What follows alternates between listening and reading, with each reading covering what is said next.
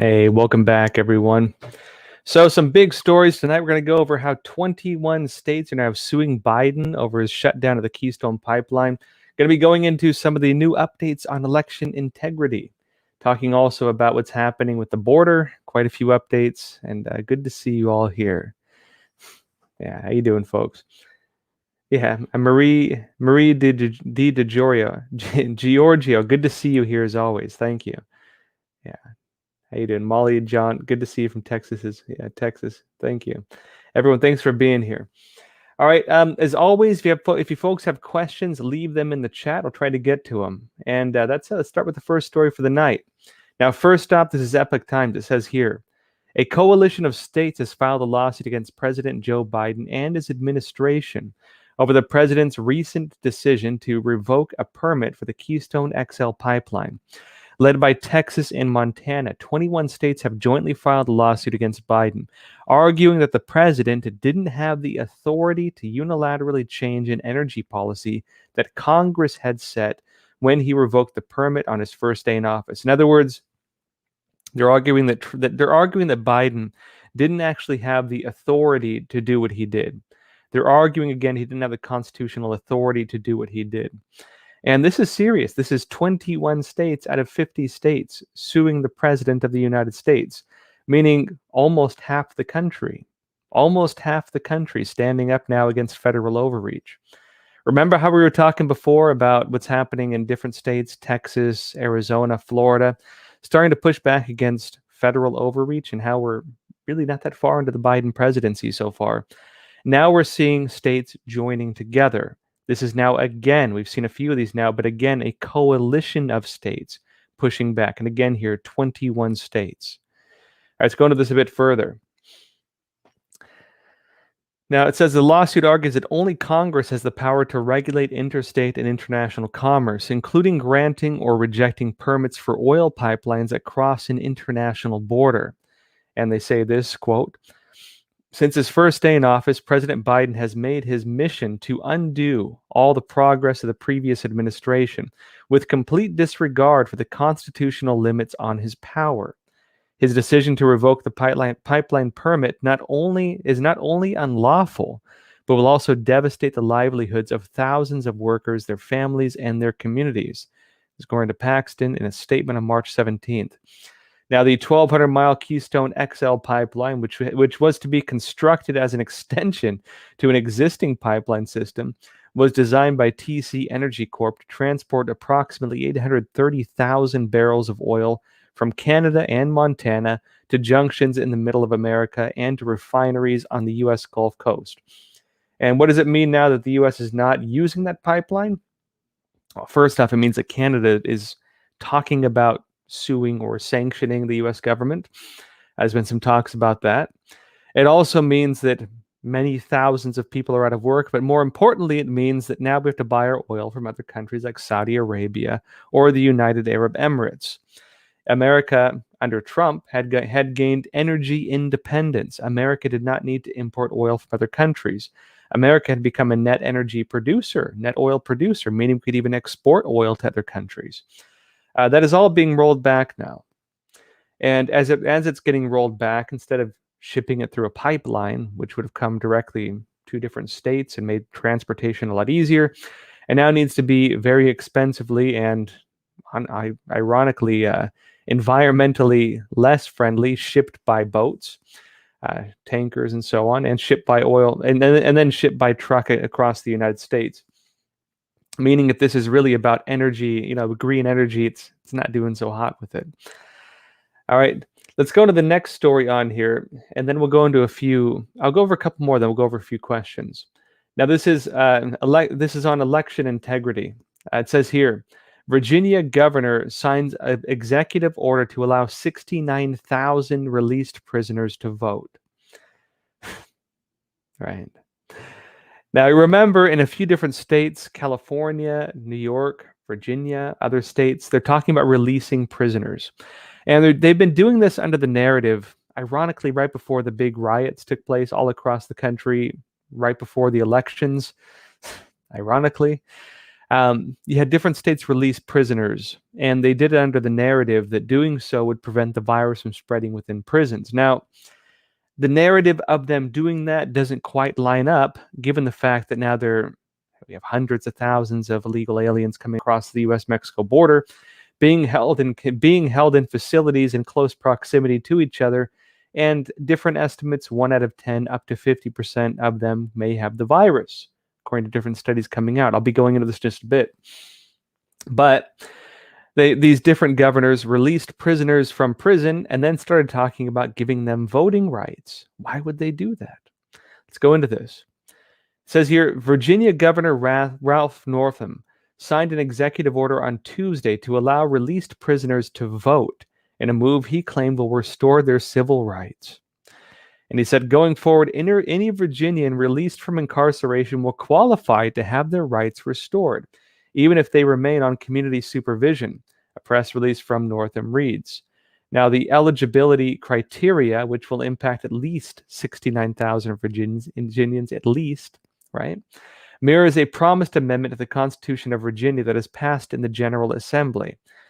The constitutional amendment has to be passed again by the General Assembly in 2022 before going to a voter referendum according to the state constitution. In other words, now he's making it so people who are convicted of felons are now able to vote in the state of Virginia, and doing so in a way that will impact the 2022 elections. I wonder why he's doing this. All right. Needs to be passed again by the General Assembly in 2022. Why would he want to give at least 69,000 criminals the ability to vote in the 2022 elections? Maybe they're seeing something we're not, right? Now, a couple more points here on election integrity. Now, let's go into Kentucky, what's happening there. The Kentucky Senate on Tuesday, this is Epoch Times reporting, approved a major election reform bill on a bipartisan vote, paving the way for the measure's final passage once the Senate amendments are approved by the Commonwealth House of Representatives. The state senators voted 33-3 on March 16th to approve an omnibus bill that would, once enacted, establish 3 days of no-excuse early voting, mandate a universal paper ballot across the state, and prohibit ballot harvesting, among other provisions. Now, the bill will also retain an online voter portal, which will make absentee balloting transparent to the voters and officials. The bill will also make it easier for election officials to clean up their voting rolls, according to WKDZ. And all 8 of the Democratic senators voted in favor of the bill. Now, things like this, we'll have to see how they work out, right? You do have some pushback against, for example, ballot harvesting, things that Republicans are opposed to, things that open the doors to fraud oftentimes. You also have things like early voting, among other provisions, that Democrats are more behind, meaning this one goes a bit both ways. But what you're seeing here is local states, again, working on changing election laws. And in some ways, loosening them up a little bit, but in some ways as well, putting different safeguards in place to ensure the same things won't happen as happened in 2020. And so this is kind of Republicans and Democrats finding a middle ground to an extent. Nothing as extreme as like H.R. 1, which they're trying to push right now through Congress. Right, the Senate needs to vote on it. Nothing that extreme, but it still does kind of work as a halfway point between Republicans and Democrats. And also, interesting update as well, talking about the elections in 2020. Get this. This is Epoch Times again reporting. A Michigan judge has ruled that the state Secretary of State, Jocelyn Benson's guidance last October relating to ballot signature verification wasn't in compliance with the law and is invalid. Now, Michigan Republican Party and Allegan County Clerk Robert Janetsky had filed the lawsuit on November 2nd, 2020 against Benson and Jonathan Brader, director of the Michigan Bureau of Elections. The plaintiffs claimed that the guidance Benson issued last October had violated the APA and should be nullified. They also asked the court to declare that they have the right to request an audit of their choosing. saying the statewide audit in November didn't review whether signatures were properly evaluated. Meaning, folks, that in addition to the audit taking place in Georgia, in addition to the audit taking place now in Arizona, you now have an audit taking place possibly in Michigan. And at the very least, a judge ruling now in Michigan saying that what they did in that state was not in line with the law. And what's another word for it when you're not in line with the law? When you do an action that goes against the law, means what you did was illegal. And so what was done in the 2020 elections in Michigan was declared to some extent illegal. And the changes made are now considered invalid, meaning that going forward, we can see the state maybe do an audit, which in addition to, again, Georgia and Arizona alongside their audits, if they find similar problems, could have a big impact. We're seeing this happening in many parts of the country now. And again, I'll be keeping up on this as well. There's a lot of updates on it. Really, every few days, I think we're seeing something. I'll keep you updated.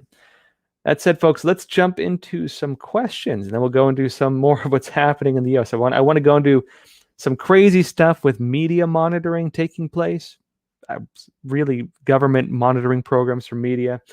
I want to go into a bit of what's happening at the border, quite a few other stories, but let's jump into some questions first. Let's see. So first of all, this is from Josh Philipp. You said, "Good evening, Mr. Phillip. When should we expect your book reading list? I found some of your poems too." Thank you. Thank you for sharing. All right. I mentioned a while back I want to make a reading list, recommended books that is on the table. As you can see, I'm in the process of moving, and so all my books are currently in boxes. Once we unpack, let to get something together. Give me a few weeks though, because unpacking, and we're working on that communism series as well, that special feature series we've been talking about now for a while. I want to do something nice for y'all with the book list. And also, you ask about the poetry. Those of you who don't know, actually, one of my more hobby things I do, I'm the co-founder of the Society of Classical Poets as well, which is a poetry society focused on reviving traditional forms of poetry, but with a modern poetry focus. If you're interested, you like poetry, check it out, classicalpoets.org. You can also find some of my old poetry there. This is from Robin M. You said, "Hello, Josh. Good to see you." Thank you. And good to see you here too.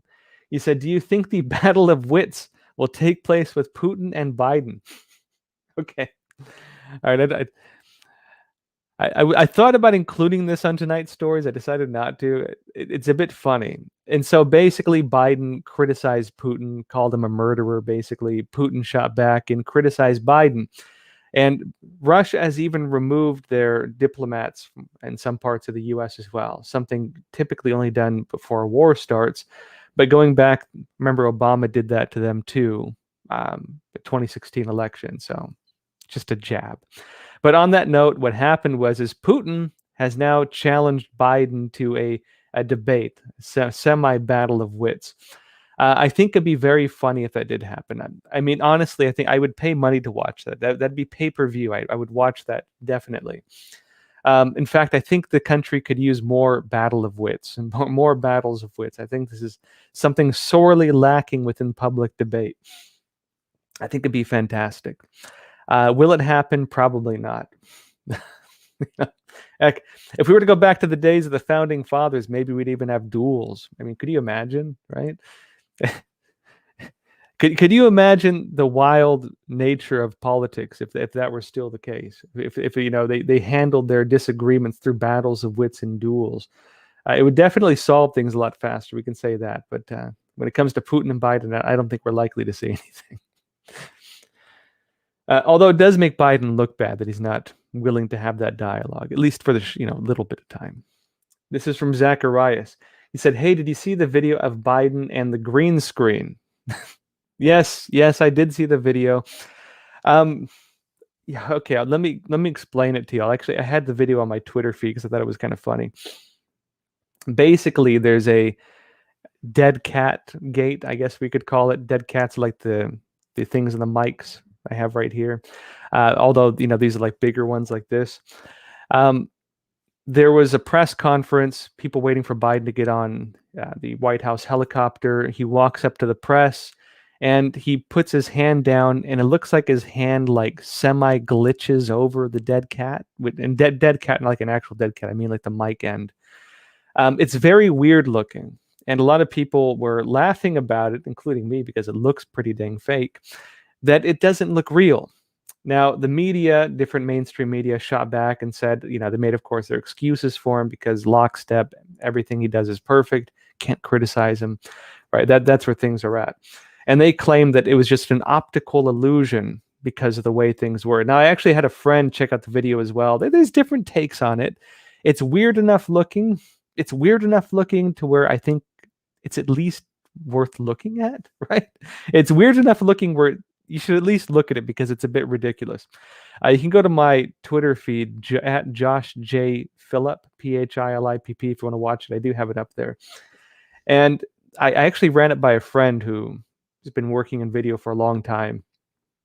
And he looked at it and he actually thought it was a green screen as well. It's up in the air. Take it for whatever you want. He thought it was green screen as well because he noted that there's some weird clipping around Biden during the video too. There's a lot of weird things about the video. It raises some serious questions though. Why would they actually bother to do that? Like why? And the other thing they noted too, right?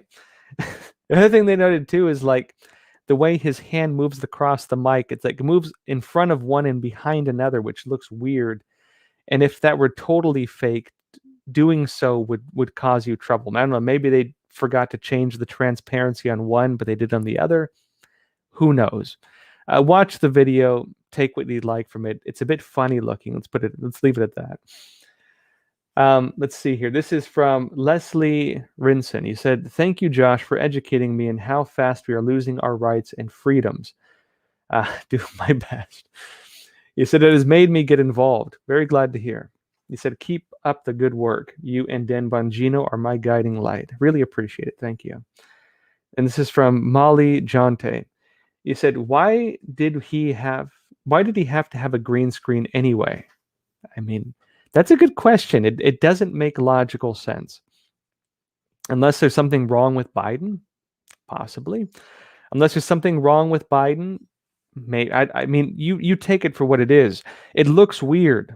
And any kind of reasoning they'd have to need to use a green screen is weird as well. I can tell you, folks, there's a lot of dirty stuff that happens, though, in Washington and with the mainstream media. Using organizations to, film and pretend people are on site is a common game, from what I've been told, and some folks in the establishment. It's not an unusual thing to do. Why he would bother faking something so basic, though, like a brief press conference while he's getting on the White House helicopter, to me doesn't make any logical sense, though, unless I have no idea. You do have operations like this, though. There are businesses in Washington that do green screen operations where journalists can pretend to be on site in different places, and they rent them out and stuff like this. There is weird, totally corrupt business like this that does happen. But when it comes to this, who knows? Watch the video, take it for what it's worth. Keep in mind, the mainstream media says it's all an optical illusion. So take it for what it's worth. But again, use your own judgment, right? I'll do one more question. We'll go into some more stories. This is from Linda Manning. You said, what do you think about the press not getting to take pictures or tours at the border? Yes, I want to get into that. So the Biden administration has put restrictions on Border Patrol being able to speak with reporters, give tours with reporters, and things like this. And it does seem to be the case that they're taking efforts to cover up what is happening at the border, which is a huge immigration surge, huge illegal immigration surge. And NBC even reported this, which was surprising, that they're restricting journalists from having these meetings. Epic Times, we do have a very good border reporter, Charlotte Cuthbertson. We do have some good sources at the border. And so we've actually been getting a lot of videos and stories that a lot of media aren't getting at the border. And so you can check out some of what we have. I'll be getting into that in just a bit. All right, let's go into a few more stories, though, because I want to go into some weird stuff that's going on with media monitoring. Now, this is from Rebel News up in Canada. considered one of the alt-right media. Take the label for whatever it's worth, because they kind of label everyone as alt-right these days, or far-right, right? Take it for what it's worth. But this is Rebel News reporting from Canada. They say Justin Trudeau, Prime Minister of Canada, hired a U.S. defense contractor to spy on Rebel News. Now, this is their allegation. I have not independently verified this. Take it for what it's worth again, right? Let's hear it out. It says the United States Department of Defense and the Canadian Armed Forces have both funded a joint cyber intelligence operation against Rebel News. The U.S. and it continues, the U.S. Navy funded the University of Arkansas, which I say totally correctly, at Little Rock, to use a program called Spy on Web to do a workup on Rebel News. And they produced this report called the Canada Election Cyber Forensic Analysis on October 10th, 2019, which is quite something, given that the election wasn't actually until 11 days later. But as you'll soon see, they knew what they were going to. They knew what they were going to write before they did their, quote, research. The study published in Canada claimed to have identified 75 unique YouTube channels. But for the purpose of brevity, quote unquote, in the report, they would just be focused on Rebel News. They're lying. They didn't study 75 channels. They studied one. The only one they were specifically told to spy on, according to Rebel News. They just threw in those other 74 to make it look like they weren't spying on conservatives. Now, of course, that's Rebel News reporting, and they're, of course, the ones being investigated, it seems, by the U.S. Department of Defense and the Canadian Armed Forces for a joint report for the Canadian government, it seems. Bizarre stuff. But actually, we're seeing a lot of this going on right now. I mentioned in the last episode I did, the last live Q&A I did, that there's this shadowy organization, as we described it, that provided disinformation to the New York Times, which New York Times did not verify, to try to discredit the Epoch Times, again, the media that I'm with. And this organization, we trace them back. They're tied as well to some weird, they're first of all tied to groups with Fusion GPS, the group that did the Trump-Russia dossier, which was proven to be false, right? And it's tied also to organizations funded by governments. And so there is some weird international movement right now of governments financing in different ways research on independent media outlets. And they're targeting conservative media outlets. The Rebel News was targeted. Epoch Times was targeted. OANN has different reports, last I saw, that they're being targeted as well. I've heard stories of other media outlets as well getting phone calls from the mainstream media saying they're going after them as well. There's a lot of movement right now, it seems, to eliminate all alternative voices. And the media is getting behind it. Mainstream media is getting behind it. Social media is getting behind it. Government is getting behind it. There's international movement on this getting behind it. And it does seem to be the case that there are groups, it seems on the further left side of the spectrum, who are interested in silencing anybody on the center or center-right of the spectrum. And so this is what's happening now, right? It's very strange what's happening. We see a pattern. We see a pattern in this, that they're trying to identify groups like this. And on this as well, they're trying to label different media organizations as spreading misinformation or disinformation or dangerous rhetoric, as they're calling it. Which pretty much means anything they don't agree with, anything that goes against the political narratives they're pushing. And again, even social media, they're on this as well. In fact, let's talk about, actually, let's go into a bit what's happening at the border. Then I'll go into some more questions for the night.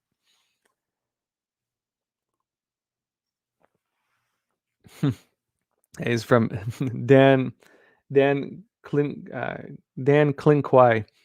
He said, "Hey, Joshua, welcome to visit Taiwan. I would love to visit Taiwan. In fact, I plan to visit Taiwan maybe once the lockdowns come to an end. In fact, a few countries I want to go to and do some speaking events. We'll have to see. Keep you all updated on it. All right, folks, let's go to what's happening at the border now. We mentioned some of what's going on. I mentioned briefly that the Biden administration allegedly, according to NBC, has put what is being interpreted as gag orders on Border Patrol, preventing them from talking to the media about what's actually happening on the border. Some other things that are happening right now, let's go into it. Now, first off, this is the big picture, right? The big thing that's happening. This is Epoch Times reporting. The Democrat-controlled House of Representatives is set to vote on 2 immigration bills, and it says that these would provide a path for illegal immigrants and legal status for immigrant farm workers.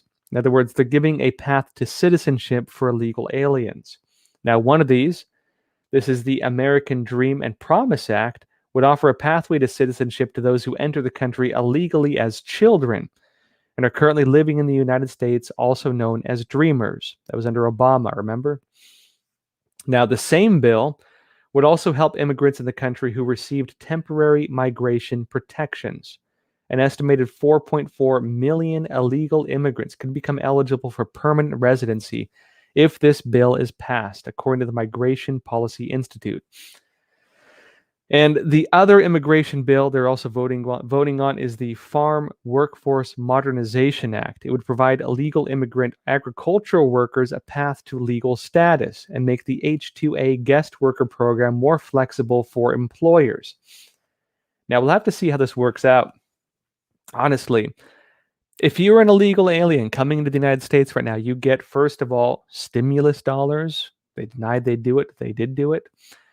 They're getting stimulus money. You get free health care. Even American citizens, a lot of them don't get free health care. You get free health care. Other ones get many benefits through the government. There's all kinds of programs for them. You get more benefits, arguably, as an illegal alien in the United States than you do as a U.S. citizen, which raises the question, is it worthwhile for them to apply for citizenship? This is actually one of the big parts missing from this discussion. And I mean, I used to work in construction. I worked at high school, actually. And so I've worked around plenty of people who are here illegally. A lot of them don't plan on staying here. A lot of them work here temporarily, send money back home, and then go back to their own countries after a few years and are rich. They're well off, right? This is not about them looking for a path to citizenship oftentimes. This is oftentimes a way for them to get wealthy here, bring the money back to their countries where it's worth a whole lot more money, right? Which is why if you go to most communities that have a lot of illegal workers, you go to the offices where they can send money back home. There's lines out the door. In New York, you have them all over the place. A lot of them are not interested in paths to citizenship. The ones who are interested typically are the ones coming with children, the ones who are sick, the ones who need medical care, and the ones doing so because they're being lured here by the offer of free medical care and other things like this, benefits for, mothers who have kids and maybe the father abandoned them. They can come here and get benefits. And so there's a lot of incentive for them to come here and get benefits. Those are the other ones. Now, when it comes to this, there's a lot going on in terms of how this is being labeled. You have now the Biden administration criticizing the Trump administration of being responsible for the border crisis, but the narratives on this are not lining up. Let's go into some of what's happening with this. Now, first of all, and real quick too, one of the main reasons, stepping back just a bit, one of the main reasons why they've been pushing for open borders in the United States and pushing for citizenship for illegal aliens in the United States is this. They found under Obama, right, one of the main advisors to Obama, that I think, what is it, 8 out of 10, something like that, illegal aliens or Hispanics tend to vote Democrat. And one of Obama's main representatives on this made that determination and began pushing for the policy of citizenship for them because of that. This is a way of ensuring that 11 million voters, roughly, 8.5, not less than that, over 8 million of them, possibly new Democrat voters, Republicans would never win another election. It'd be over. And so, in their estimation, giving citizenship, if they could, to 11 million or 33 million, depending on how you weigh the numbers, different estimates, it would be the end of the Republican Party. You would never have another Republican come to power in this country ever again, basically. Or at least that's what they're planning on. Of course, I think the Trump movement changed that a bit. You did see record Latino votes for Trump. And so, we'll have to see, right? Now, going a bit further into this, let's go into what's happening. And actually, real quick, too, Trevor Loudon, reporter with the Epoch Times, or contributor to the Epoch Times, actually did some really good reporting on that, on why Obama started pushing for open borders because they wanted those votes. All right, let's go to the next part on this. This is the National Pulse reporting. It says Biden issues gag orders so border agents can't ring the alarm in the press. I mentioned this briefly. Let's go over what's happening. It says the Biden regime, Customs and Border Protection officials feel as if they're under a, quote, gag order and restricted from revealing the current state of the U.S. southern border. And they quote NBC saying the Biden administration is restricting the information Border Patrol agents and sector chiefs can share with the media as a surge of migrants tests the agency's capacity at the southern border, according to 4 current and former Customs and Border Protection officials. And it continues, Border Patrol officials have been told to deny all media requests for ride-alongs with agents along the southern land border. It says, local press officers are instructed to send all information queries, even from local media, to the press office in Washington for approval. And those responsible for cultivating data about the numbers of migrants in custody have been reminded not to share the information with anyone to prevent leaks. Now, why would the Biden administration be trying to prevent information coming out on how many people are entering the United States illegally, right? Why would they be trying to do that? Why would they be trying to cover up how many people are entering the country illegally when Congress, as we speak, is set to vote on legislation around this? Why would they not want Congress to have the information they need and public reporting for public pressure on their local politicians if they're for or against it? Why would they not want that information to be made public? What are they trying to hide from Americans about what's happening at the U.S.-Mexico border? Now, a bit more on this. Let's go into it. This is Epoch Times reporting. DHS officials warn Biden transition team about revoking Trump border policies, according to a former top advisor. And it says here, career officials from the Department of Homeland Security warned then President-elect Joe Biden's transition team that revoking President Donald Trump's border policies would have, quote, catastrophic consequences, according to Stephen Miller, who served as Trump's top advisor on immigration issues at the White House, meaning that while the Biden administration is trying to blame the Trump administration for what's happening at the border right now, the Biden administration was warned that this would happen if they started revoking all of Trump's restrictions at the border. And we've now seen a surge at the border. We've seen them stop the construction of the border wall, which I'll go into right here. Now, this is Epoch Times again. 41 GOP senators asked Government Accountability Office to evaluate Biden's border wall funding freeze. Now, Senator Shelley Moore Capito, on March 17th, led 40 Republican colleagues to sign a letter asking the U.S. Government Accountability Office, the GAO, to evaluate whether President Joe Biden's suspension of funding and construction of the southern border wall was justified under federal law. And again, by preventing people to be sent back to their countries, by changing the laws on criminals being sent back, which Texas was actually sued the Biden administration over, by encouraging them to come, by encouraging, in his own words, a surge of the border, as Biden himself said, really, they did this. And they're trying to blame it on Trump now. And as they're doing this, they're trying as well to hide the information from the American public. Why are they doing this? Now, as this is happening, it's going to a few parts on this. This is Epoch Times again. The Texas governor, Greg Abbott, on Wednesday announced new efforts to stamp out human trafficking related to illegal border crossings amid a surge in apprehensions, including of unaccompanied minors at the southern border. The anti-human trafficking efforts will include the state's Operation Lone Star. Will be included in the state's Operation Lone Star, which is a mission launched at the start of the month to address the smuggling of people and drugs across the U.S.-Mexico border into Texas. And as we mentioned previously as well, the surge of illegal crossings into the United States is so large that the human traffickers are tagging people. They're putting wristbands on people. Epoch Times had the story on this.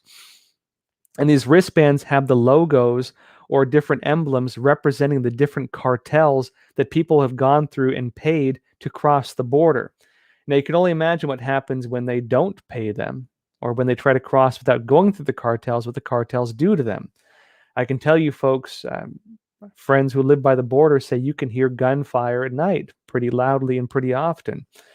Really, there's a lot going on at the US-Mexico border right now. And oftentimes what they do as well, using, again, unaccompanied minors, they use them as bait to make the Border Patrol babysit, sometimes literally. They are bait. They are being used.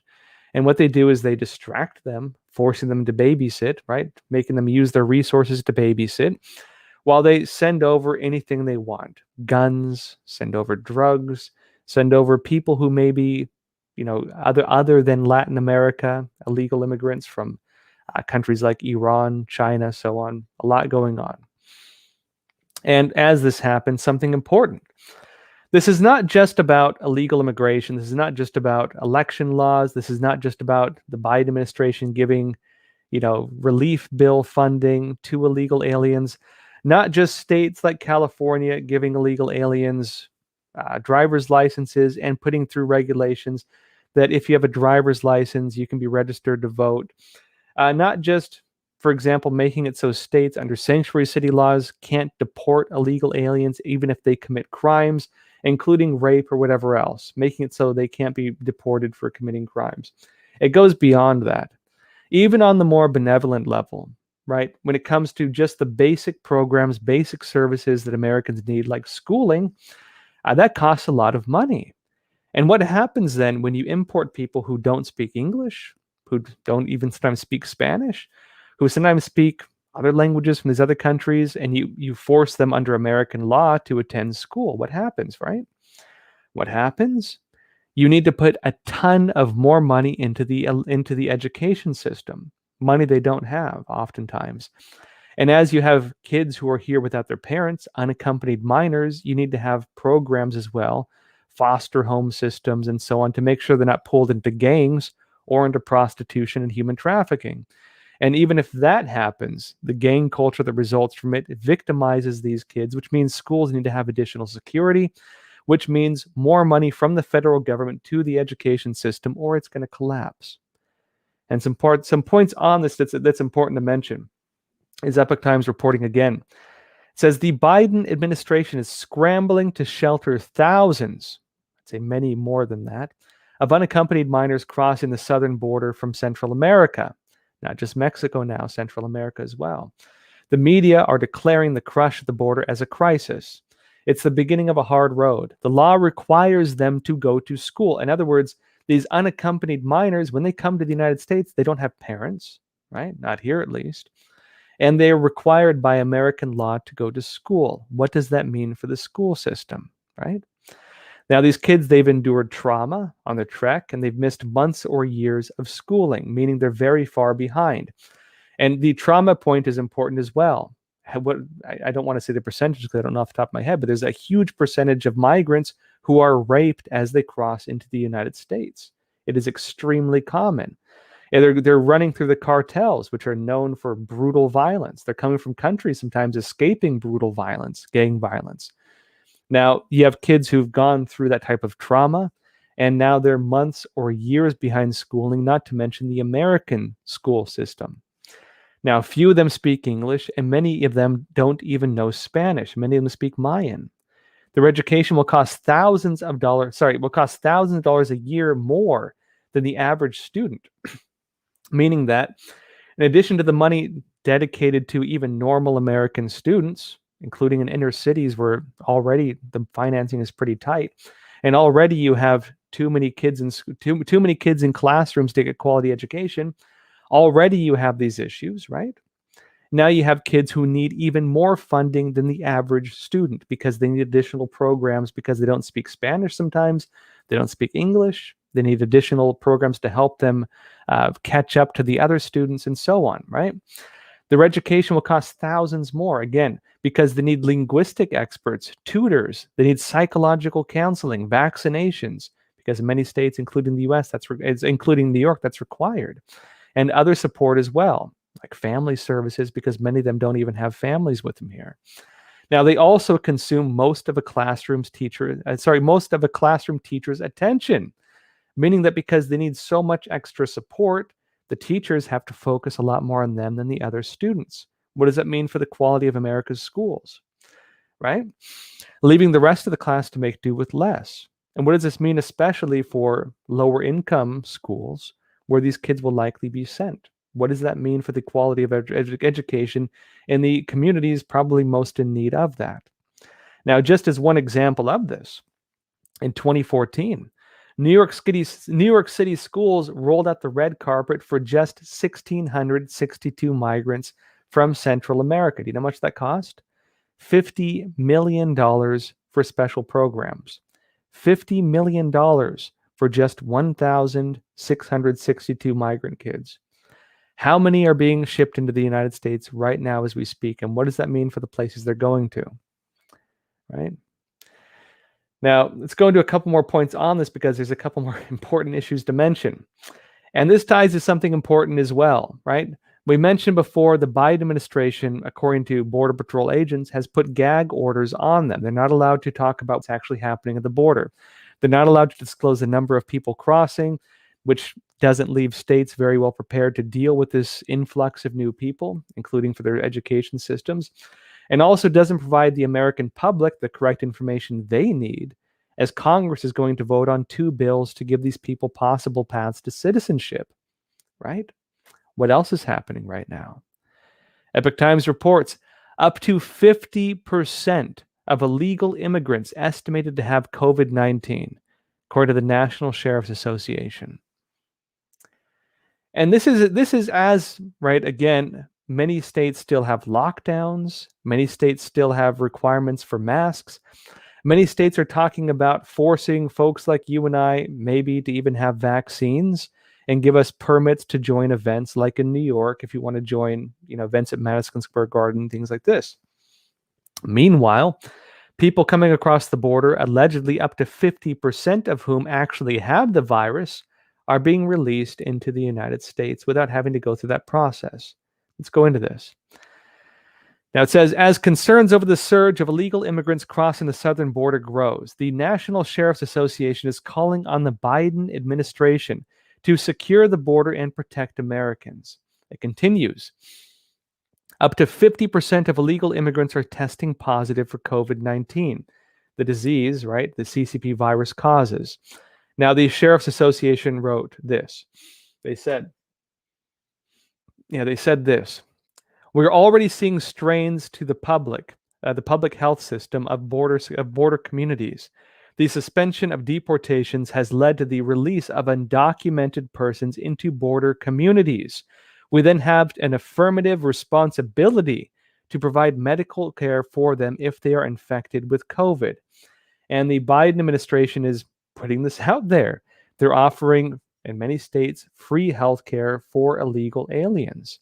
And even without that, even if the federal government was not doing that, even if different states weren't offering clinics like they have all over New York, offering free medical care like this, even if it was not for that, the emergency care program, the emergency rooms in American hospitals are required to provide care.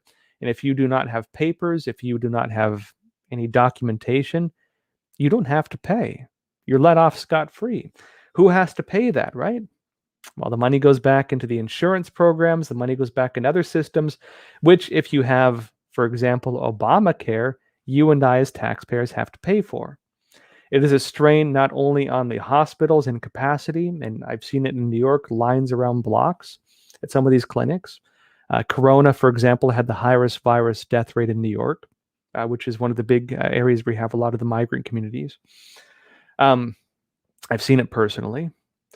Not only do you have that, but you have, again, the strain put on the healthcare system, the insurance programs, meaning that this goes into the money that the insurance programs have to pay, or the state has to pay to these programs to subsidize them. And that money comes back on folks like you and me.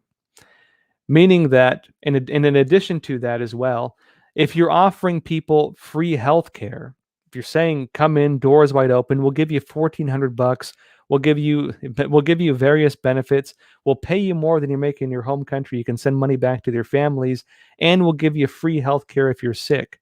What do you think is going to happen? Everybody who's sick is going to come here.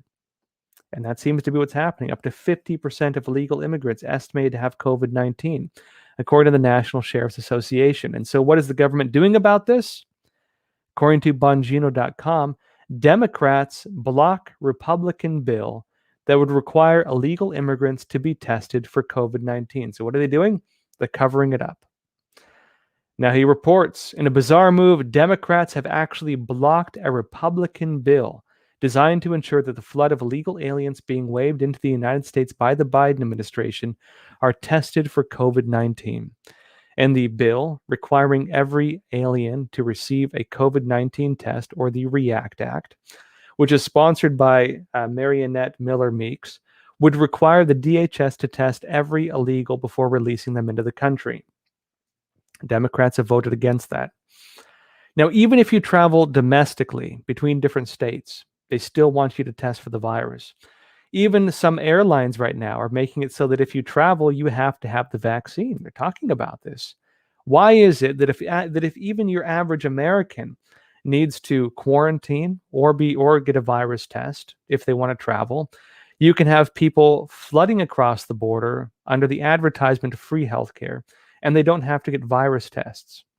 And you're taking people who, despite all of that, even despite having the virus, 50% up to 10, we've heard before 10%, they're saying 50% here, even 10%, putting them in holding facilities in close proximity to each other.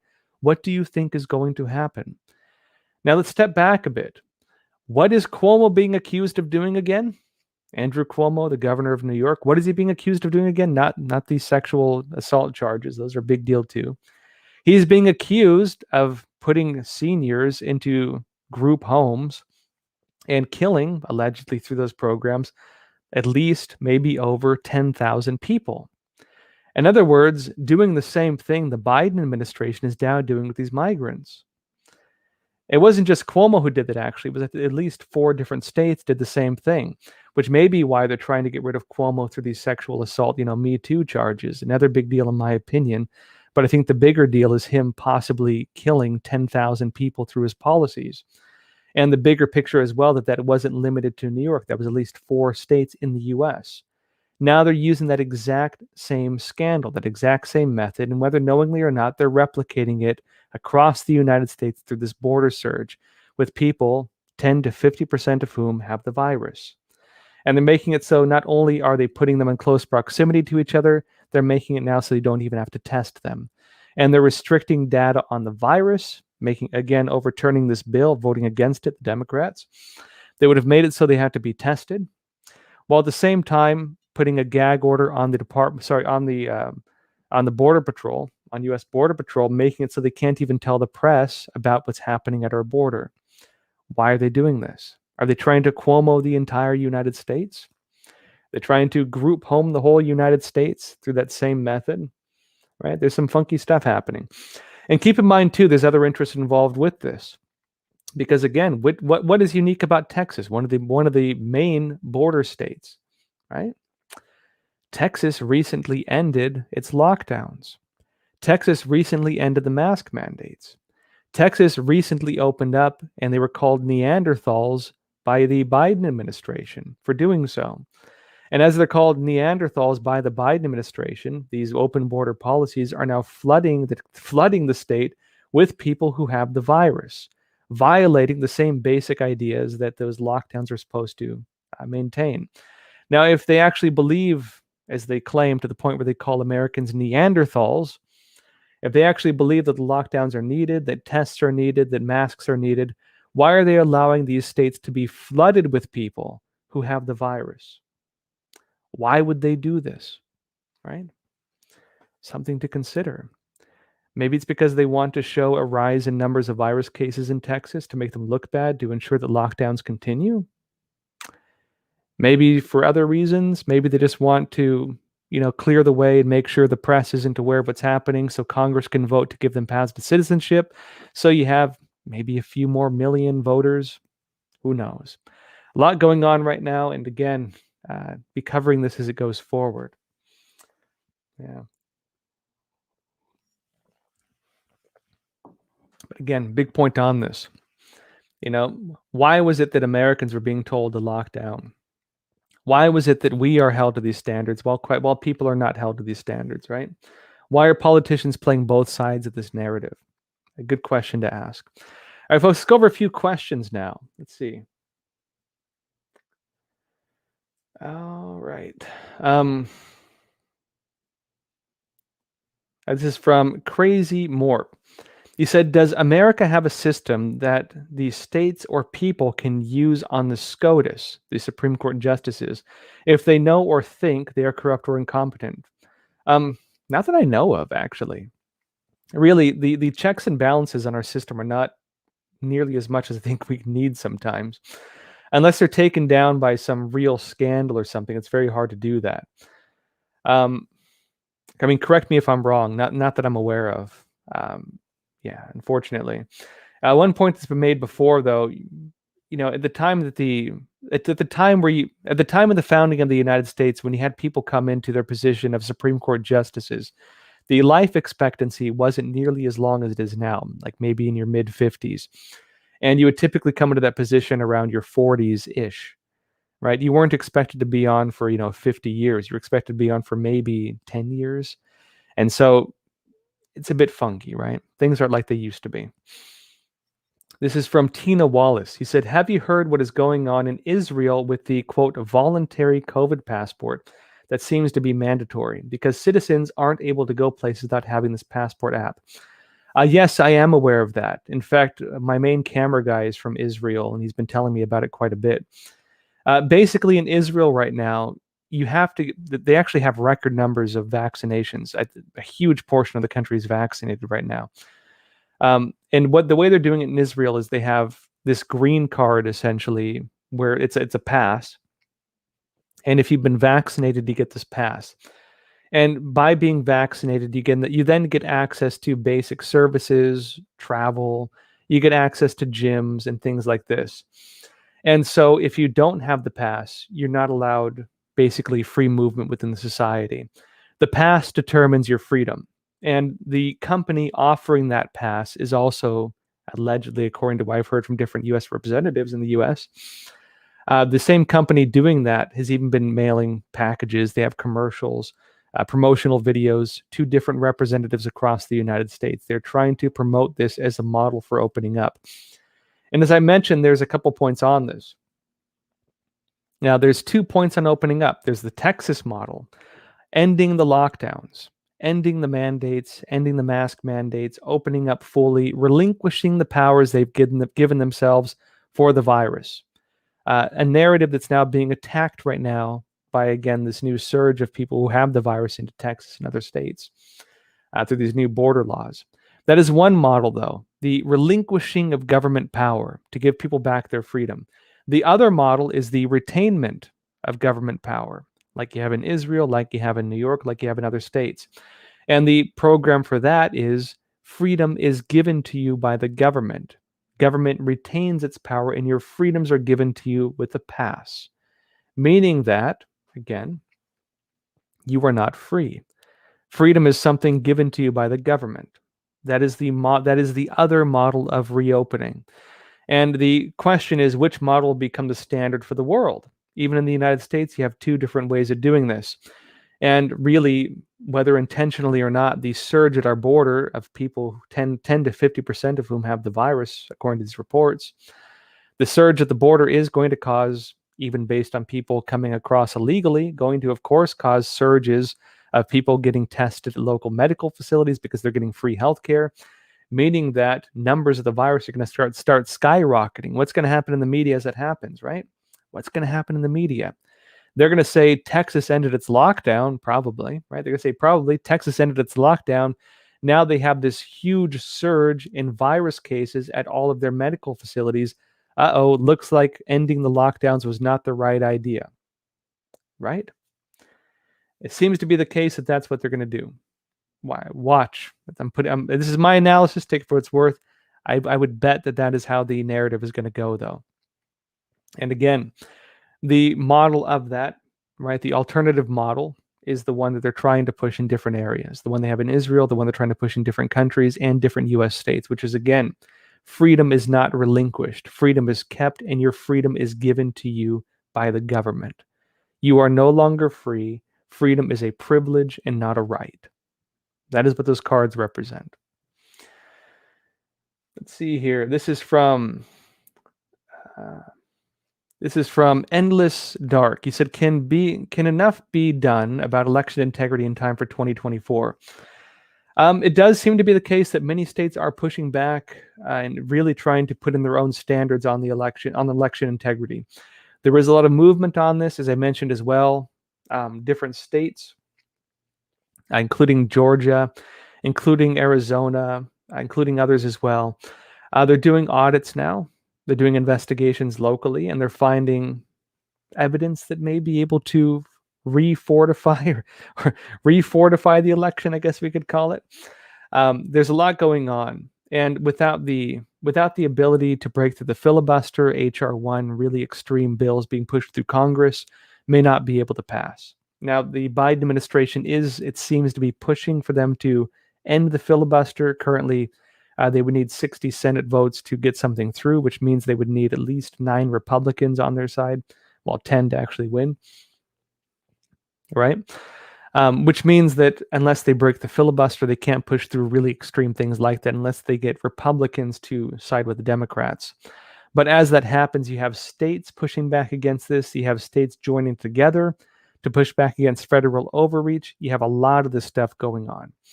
And so we'll have to see. You do have Trump pushing for, again, for Republicans to take back the House and Senate by 2022.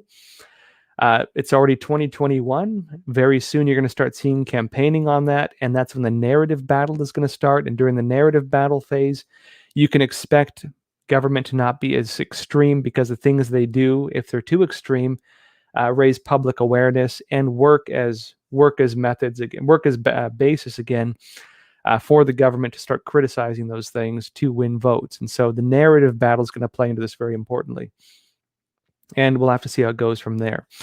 If Republicans can retake the House and Senate by 2022, very likely they can start affecting voting laws in the U.S. And again, we'll have to see from there how things go. But I would say that it's a pretty good shot that things can be done about this. This is from William E. Rollins. You said, "Big Brother and 1984 is at our door." And I would agree with that. I fully agreed with that. Yeah. And actually, on that note too, George Orwell, when he wrote 1984, that was a warning against English socialism, his imagined, totalitarian regime. If you read the footnotes, which in my opinion, the most interesting thing about the book 1984 is not the story is interesting, but the really interesting thing about 1984 is go and read the notes that Orwell put in the back of the book. Because he explains the different concepts he introduces. And, he talks about Ingsoc is English socialism. Ingsoc was this imagined totalitarian state. It is a socialist state he's imagining, in his own words. And as well, he explains the different concepts that he seems to invent in this, but really he based on his own observation of things that were being done during his time already through socialist movements. Like the concept of doublethink, right? Where people can hold two contradictory ideas, two truths they believe that are absolutely contradictory to each other. They can believe on one side that, like for example, they can believe on one side that, we all need to stay on lockdown and everyone should have mask mandates. And if you travel, you need to be locked down or you're killing grandma, right? There's that side. They can hold this as an absolute truth. And they can also believe simultaneously at the same time that flooding the country with illegal aliens, 10 to 50% of whom have the virus, is a compassionate thing to do. They can simultaneously not have them tested. They can simultaneously hold these two things, contradictory truths, and not have a problem with it, right? Orwell talks about these concepts. There's all kinds of stuff, double speak, black, white. He has all kinds of concepts that are very, very interesting to read. And so if you do have a copy of 1984 and you haven't read the notes in the back, highly, highly recommended. In my opinion, that is my favorite part of that book.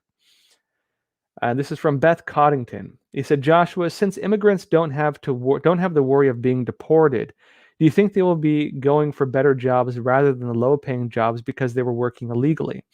Probably, actually. You even have the issue now of different companies in the U.S. moving manufacturing to Mexico and other countries as well. There's been some pushback in the automotive industry around that as well. I think Ford, I don't want to say it because I probably get it wrong. You do have that already taking place. There's also a push, for example, to allow them to form unions in the US, that they can have unions even though they're not here illegally, meaning they can even start even impacting possibly politics and voting in this country because unions have a lot of power to them. You could have them forcing change within businesses. You could have them forcing different laws on different regulations on payment. The question is, though, how much further can they push to where if pay is too high, if the labor doesn't meet standards or whatever, that people stop hiring them? There's a lot of push around this. Really, the real irony thing is that, again, this is this double-think mentality that people have, right? It's a double-think mentality. They can think that slavery is wrong, while at the same time believing that flooding the country with people who they know are going to get paid below minimum wage through really slave labor type jobs like picking cotton, right? Picking our fruit. They have no problem with it. In fact, you might remember the narrative when Trump was trying to put up the border wall was, oh, get ready to pay for your $15 avocados because who's going to pick them for the amount of money they pay. They have no problem with the idea that people get paid below standard, right? While at the same time pushing for $15 minimum wage, while at the same time believing somehow that letting people come into this country and get paid below minimum wage is somehow compassionate. I mean, it's bizarre the way these narratives work. And again, if they start changing it so that actually these are really well-paying jobs, first of all, you're going to have a surge in prices of these goods, which in my opinion maybe needs to happen because I don't like the idea of people, not getting paid decent wages for very difficult work. But you're going to have food imported from other countries probably too as well. What is the chances then of these people being willing to pay that much money? Very likely you're going to see instead a lot of farmers go out of business. You're going to see a lot more food imports. You're probably going to see a lot more federalization or consolidation of farmland. Maybe guys like Bill Gates buying up farmland. Maybe that's related to this somehow. There's going to be a lot of stuff like this. And so, get used to it. It's already happening in the construction industries. In fact, they already unionized to some extent in these industries. And so really get ready to watch a lot of stuff, have a lot more weight on it, and get ready to watch the institutions in America really struggle with the finances they have to support all these people. It is a crisis to say the very least. All right, folks, that said, I'll be covering all this going forward as things develop. As always, I enjoy talking with all of you. Always enjoy doing these.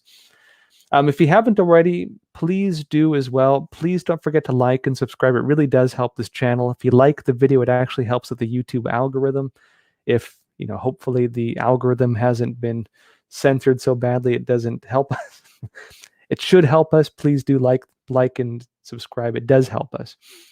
Now, again, Crossroads has been totally demonetized by YouTube. If you want to support this channel, we do have Patreon and we have a donor box account. You can find the link to those in the description below. We would appreciate any support you can give. We also have some interesting stuff in the works. I'll keep you all updated on it. But we're looking for some alternatives to YouTube. Hopefully we'll have something else. We are on Rumble, for example, already looking at other options. But in the meantime, we're here, and we do appreciate it, folks, if you could like and subscribe. That said, folks, again, I'm doing these live Q&As Sunday, Tuesday, and Thursday. And so I'll see you all again Sunday at 10:30 p.m. Eastern Time. And also as well, please check out the interviews we're doing. I think you'll like them. We've been having some great folks on and trying to get a good mix of different viewpoints and folks. I think you'll all like it. And also, we do have this special feature series coming up soon on communism. I think you'll also really like that. Been working on it for a good while now. We're at the filming stage now. Stay tuned, maybe a few more weeks. We should have something to show for it. Keep y'all updated. All right, folks, as always, appreciate all of you. Please take care of yourselves, stay informed, and stay free. Thank you.